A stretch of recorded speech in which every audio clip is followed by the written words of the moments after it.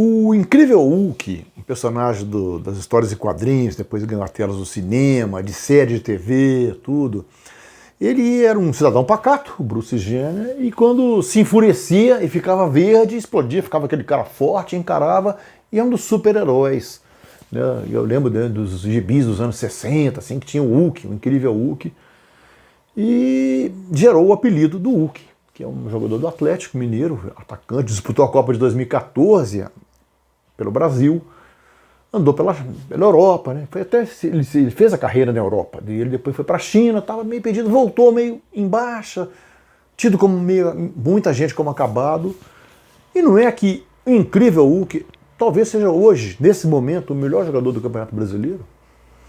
Ele, reproduzindo um pouco do quadrinho e das telas, para o jogo entre Corinthians e Atlético, agora à noite na Neoquímica Arena, ele se enfureceu, não ficou verde, não chegou a ficar verde, mas ele enfureceu, chamou o jogo para si e decidiu um jogo que deu a virada ao Atlético por 2-1 sobre o Corinthians, a grande virada do Galo, chega ao segundo lugar na tabela, igualando-se ao Palmeiras na pontuação, só que o Palmeiras vai enfrentar o Bahia neste domingo, pode abrir um pouquinho de novo a vantagem, mas o Atlético está ali, mostrou que está vivo. E desses candidatos ao título brasileiro, talvez seja o que menos sinta os desfalques. Talvez seja. Ele ganhou desfalque antes do jogo, pouco antes do jogo, Vargas com Covid. O Arana está na Olimpíada.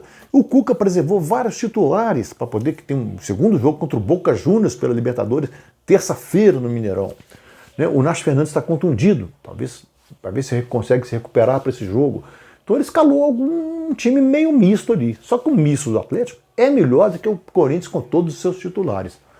No primeiro tempo até não justificou isso não, foi um jogo meio preguiçoso, o Atlético não estava bem, o Corinthians nem tanto, mas o Atlético estava meio disperso, tudo, e numa jogada aos 37 minutos, o Cantilho desarmou o atleticano no meio de campo, o Natan, e lançou o Mosquito, o Gustavo Mosquito. Gustavo escapou pelo jeito, deu um drible no Júnior Alonso e colocou com categoria na saída do goleiro do Ederson. Fez 1-0 para o Corinthians. Ele chorou bastante porque é o primeiro gol que ele faz desde que o pai morreu por Covid, seguido da morte do avô também pela Covid, pela pandemia. O Atlético, para o segundo tempo, levou uma bronca homérica do Cuca no intervalo. O Atlético do Cuca, eu não vejo assim um repertório digno de um candidato ao título. O repertório é pequeno para o potencial que esse time tem, para os jogadores que contratou, para o elenco qualificado que ele tem, sobretudo do meio de campo para frente. O repertório eu acho escasso, mas tem jogadores decisivos. E o Hulk chamou o jogo para ele. E começou, dá comigo e tal, e começou a mudar o jogo. O Atlético imprensou o Corinthians no seu campo, o Corinthians não conseguia sair jogando, não conseguia organizar contra-ataque. Aos 9 minutos, uma cabeçada do Zaracho, o Cássio fez uma defesa espetacular, de Cássio, aquela defesa do jogo. Aos 18 minutos, uma falta meio pela esquerda, mais propícia para quem tem pé direito para bater. E não é que o Hulk, que é tido como um chutador forte, ele é conhecido pelo chute forte. Ele bateu de canhota mais colocado, com uma certa força, mas não aquela pancada usual dele, de canhota, de curva. A bola ainda tocou na trave, entrou na gaveta do Cássio, um golaço de falta do Hulk, empatando o jogo já com justiça para o Atlético aos 18 minutos do segundo tempo. O Corinthians não conseguia sair. A partir dos 30 minutos, conseguiu a entrada do Vitinho no jogo, deu um pouquinho mais de audácia ao Corinthians, que ele perdeu 2 chances seguidas, uma com o Vitinho e uma com o Jô, incrível, que ele perdeu. Dividiu com o goleiro, o Ederson ficou caído, o Jô se reequilibrou e de virada chutou, ele a meio metro da trave, conseguiu acertar a trave, com aquele gol escancarado na frente dele, conseguiu acertar a trave. É imperdível, é imperdoável, entre aspas, uma situação dessa, contra o time ou contra o Atlético, que é melhor do que você. Você tem uma chance dessa, escancarada, de fazer 2-1 um jogo desse e abrir o time do adversário e possivelmente até ganhar o jogo, né? Ou se aproximar disso, ser castigado. E não é que aos 41 minutos, uma falha do Fábio Santos, a bola foi cruzada e o Hulk, chegando pela direita, bateu de pé direito cruzado, um chute rápido no cantinho do Cássio, 2-1, Galo de virada, justiça feita, melhor em campo, o time é melhor e o Hulk matou. O Hulk está, num momento, muito iluminado. 10ª participação dele em gol do Atlético no Campeonato Brasileiro. 4 feitos por ele e 6 com o passe dele. Tem sido o craque do campeonato. No momento, eu penso que seja o Hulk. Outro que brilhou na rodada, foi o Fortaleza. Fortaleza já tinha, na estreia, ganhado do Atlético Mineiro de virada do Mineirão. Depois goleou o Inter, colheu alguns bons resultados, está brigando no alto da tabela, está colecionando resultados bons. Esse técnico, Vojvoda, esse argentino, é bom. O Fortaleza está jogando mais até do que na época do Rogério Ceni. Venceu o São Paulo no Morumbi, por 1-0. Né? Um jogo, o São Paulo vinha de 2 vitórias, vinha de uma recuperação no campeonato, tinha saído da zona de rebaixamento, e o Fortaleza não se intimidou, atacou, jogou melhor a maior parte do jogo. Né? E aos 28 do segundo, o Robson, de cabeça, fez o gol do Fortaleza, do Leão, né? Que teve o contra-ataque à sua disposição. Houve um momento delicado, preocupante logo depois. O Marcelinho, o massagista do São Paulo, sentiu-se mal, sentiu um mal súbito na beira do campo, teve que ser atendido.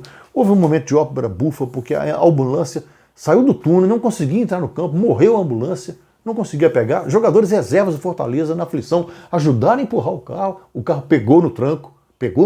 Enquanto isso, o Marcelinho pegava também no tranco, conseguia acordar assustado, a ambulância entrou em campo, ele foi atendido, foi prontamente atendido, colocado consciente na ambulância, foi para o hospital fazer exames. Torçamos pela recuperação desse profissional, que precisa muito mais do salário dele, do trabalho dele ali, do que outros, do que os jogadores, por exemplo. Né?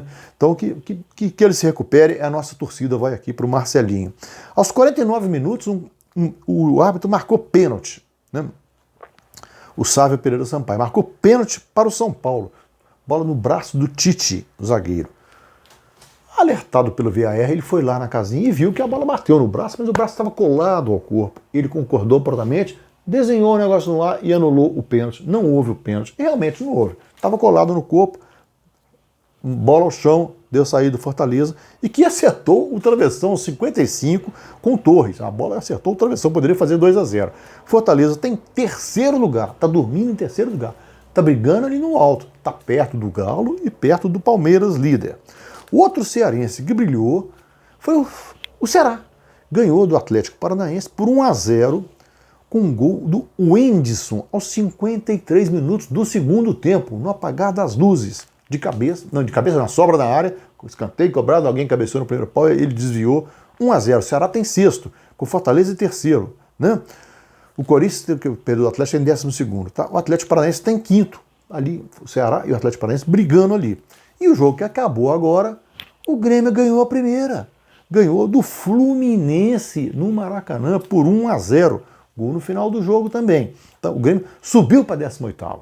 Deixa só agora atrás dele a Chapecoense, que agora é lanterna, e o Cuiabá, que são os dois times sem vitória na competição. O Grêmio ainda está na zona de rebaixamento, mas mostrou evolução em seu terceiro jogo sob a direção do Filipão. Competiu de igual para igual, fez jogo igual com o Fluminense, perdeu o gol como o Fluminense perdeu. Um jogo, tudo parecia que ia ser empate, caminhava para ser empate. Cada um time tinha acertado a bola na trave. O Wanderson acertou o travessão para o Grêmio aos 9 minutos do segundo tempo. Aos 12, o Lucas Claro, de cabeça, acertou a trave para o Fluminense. Né? O Wanderson do Grêmio, o Lucas Claro para o Fluminense aos 12. Aos 43, uma falta do Calegari no Alisson. O árbitro marcou falta fora da área. Mas alertado pelo VAR, ele apontou o pênalti. Porque depois das imagens foram vistas, estava dentro da área. Pênalti. O Pinares, o chileno, cobrou, fez 1-0 e deu ao Grêmio a sua primeira vitória, vitória do alívio. Não creio que o Grêmio vai brigar para cair. Acordou tarde para brigar por coisas maiores brasileiras, muito tarde. Mas acordou a tempo ainda de conseguir em breve sair da sala de rebaixamento, porque não é tem time superior a isso. Provou isso no meio da semana ao ganhar o seu jogo pela Sul-Americana. Pela Série B, a registrar 2 derrotas de gigantes, ou ex-gigantes, não sei como é que a gente poderia classificar. O Botafogo perdeu do Brusque de virada em Santa Catarina, no interior catarinense, por 2-1. Botafogo, 13º. Brusque está brigando mais para cima. Botafogo fez 1-0 com o Diego Gonçalves aos 28 do primeiro tempo. Aos 28 do segundo, o Thiago Alagoano empatou para o Brusque. E aos 42, o Edu fez o gol da virada, um gol muito semelhante ao do Hulk, que deu a vitória ao Atlético, no momento até parecido do jogo. O Brusque brigando lá em cima, o Botafogo 13º, perto da zona de rebaixamento. Mais perto ainda está o Cruzeiro. Se o Atlético brilha na Série A, o Cruzeiro envergonha sua torcida na B. Jogou no Mineirão contra o Avaí, que ele não vence há 10 anos. E o Avaí, com autoridade, impôs 3-0. 3-0 na Pampulha. Foi o 50º jogo do Cruzeiro com um time de Série B. 50º. E foi o pior de todos. Foi a pior derrota, a mais elástica. O segundo jogo consecutivo que ele leva 3 gols. Ele empatou com o Botafogo por 3-3 na semana passada no Rio, levando o gol do empate nos acréscimos. O Mozart, em seu 10º jogo, teve uma semana para trabalhar. Já escalou o time errado. Escalou com o Claudinho, com o Ariel Cabral, o time lento, meio de campo sem pegada, sem competitividade, time morto em campo. Aos 18 minutos do primeiro contra-ataque que organizou, Serrato fez 1-0, porque o Avaí organizou, Serrato fez 1-0 para os catarinenses. Primeiro tempo horroroso do Cruzeiro. No segundo tempo, o Moza, que não estava na beira do campo, estava o auxiliar dele, o Denis Ivamura. Estava suspenso, que foi expulso contra o Botafogo. O Cruzeiro fez 3 modificações, o Rafael Sobis entrou, o Rômulo entrou, né, o Felipe Azevedo entrou como lateral esquerdo, ele que é um jogador de ponteiro, entrou como lateral esquerdo, já sacrificou um jogador de defesa, daqui a pouco eu vou estender sobre isso. O Cruzeiro viveu o seu melhor momento no jogo. Aos 6 minutos, o Moreno acertou uma cabeçada na pequena área no travessão. Foi um gol perdido, porque estava na pequena área, e em vez de acertar o gol, acertou o travessão. O próprio Moreno cabeceou a bola para fora pouco depois. Aí o Moza, a dupla Moza e Ivamura, começou a fazer lambança. Tirou o Léo Souza, o zagueiro, Léo Santos, o zagueiro, um dos zagueiros, o outro é o Rodolfo, aquele jogou no Flamengo, no Curitiba, no Atlético Paranaense, no São Paulo, do Grêmio, então. Tirou o Léo Santos e colocou o Wellington Nem, um ponta. Recuou o Ariel Cabral, que é um volante, para a zaga. O Ariel Cabral é um jogador lento, não jogava uma partida inteira desde janeiro, quando estava emprestado ao Goiás. O Ariel Cabral na zaga é lento para chegada, para cobertura. E o Cruzeiro não tinha uma lateral. O Cáceres perdido, o Norberto perdido, não sabia o que fazer. Já não tinha lateral esquerdo e ficou sem o zagueiro central. O Avaí, que não saía para o jogo, resolveu sair e alacou 2 jogadas muito parecidas ali pela esquerda, construída sem ninguém para marcar. O Renato fez 2-0 aos 24. O próprio Renato fez 3-0 aos 36. Vergonha da derrota do Cruzeiro. O seu Moza vai ter que explicar isso. A torcida está furibunda, pedindo a cabeça dele nas redes sociais. O Alberto Rodrigues, locutor antigo da Rádio Itatiaia, tradicional, pediu a cabeça dele, pediu que ele se demita, né? Porque se ele se demitir, o Cruzeiro pode contratar um outro técnico. Se ele não se demitir e o Cruzeiro demiti-lo, vai ter que aproveitar alguém da base. Ou Célio Lúcio, que é um auxiliar, ou Belletti, que é auxiliar, não pode contratar mais, se demitir. E já provou que não é técnico à altura do Cruzeiro. Na hora que você precisa de um arroz com feijão, o cara vai bater um champignon ali e desandou o prato, ele colaborou decisivamente para essa derrota por 3-0. O Avaí está brigando lá em cima para subir e o Cruzeiro está brigando lá embaixo para não cair. Não vai subir, não tem time, não tem...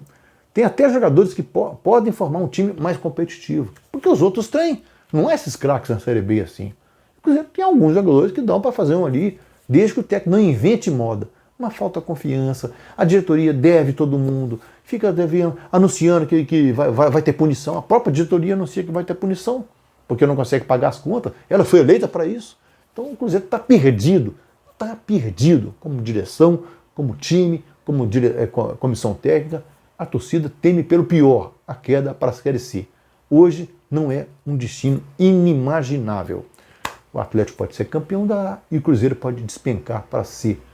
Nunca houve um disparate como esse, uma disparidade como essa, tão grande na história centenária do futebol mineiro e desse clube que completa 100 anos esse ano, que é o Cruzeiro. É isso aí, meus amigos, fiquem com a gente e até a próxima.